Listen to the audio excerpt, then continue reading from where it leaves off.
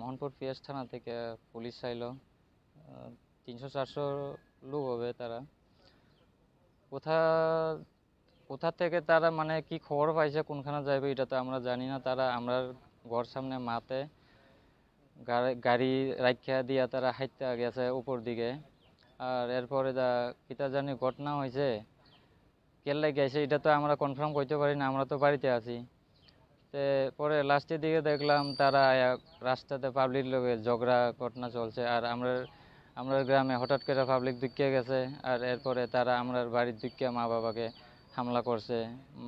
বাবাকে পিঠে মারলো, বুকে মারলো, আর মা ওকে ঠ্যাঙের মধ্যে মারলো। এক্ষণে ডক্টরের কাছে গেলাম, ডক্টরের 3টা এক্সট্রা দিছে মার, আর বাবার দিল 2টা। আর বাইরের তো ওষুধ দিয়ে দিল, বাইরে একটু বেশি হয়েছে না জখমটা। আর এটাই আমি বলতে চাই, যেটা আপনি তো দেখবেন ভিডিওটা, যেটা আপনি সকালবেলা আইছেন মোহনপুর থেকে পিএস থেকে এসডিপি আপনি আইছেন, আমি আপনারও দেখছি, হসপিটালও আপনি লগে কথা কয়ে আইলাম। এই প্রশাসনটা দেখেন আমি কি ভুল করলাম, কি অপরাধ করলাম। আপনি মানুষের দোষীর অপরাধটা আমরা মা বাবার উপরে আপনি চাপাই দিয়ে গেছেন।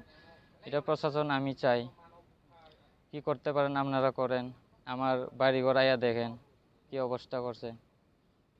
আর এতটুকুই আমি বলতে চাই, এখন আমার মা বাবার যেটা মারছে তারা একটু প্রুফটা দেখতে হয়, যেটা মারছে আর কি, সেটা একটু দেখাবেন।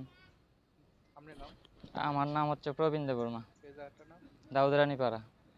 দাউদরানী পাড়া, পিএসওই মোহনপুর পিএসওই। 7টা 7:30। খালি আমরার বাড়িতেই। আর আর একটা বাড়িতে আমি ওই বাড়িতে থাকি। এই বাড়িতে মধ্যেও মানে তারা দরজা লাট মারছে। আমি কালকে জিবি থেকে অপারেশন করে আসি আমার দাঁতের। আমি হঠাৎ করে দর করে আমি বয়ে বাগিয়ে গেলাম। আমার 2 বাচ্চা আসলো, 2 বাচ্চা কান্ডি একবারে বয়ে তারা ঘরের ভিতরে হামাই রয়েছে। আর এইদিকে আমার কাকু আছে, তার ঘরটাও বলে দরজা লাট মারছে, ভাঙছে না, আমরার বেশি জখমটা হয়েছে আর কি। এতটুকু আমি বলতে চাই। আমার মা বাবার ছবিটা একটু তুলে নিয়ে যাবে।